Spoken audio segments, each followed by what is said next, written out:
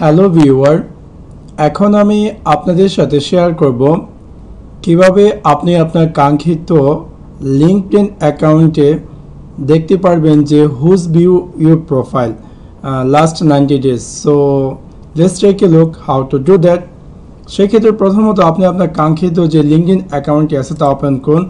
Open করার পর এখানে আপনার প্রোফাইলে ক্লিক করলে আপনি দেখতে পাবেন যে হুজ ভিউ ইউর প্রোফাইল, এবং এখানে ক্লিক করলে আপনি দেখতে পাবেন রিসেন্টলি লাস্ট 90 ডেজে কে কে আপনার প্রোফাইল ভিউ করছে।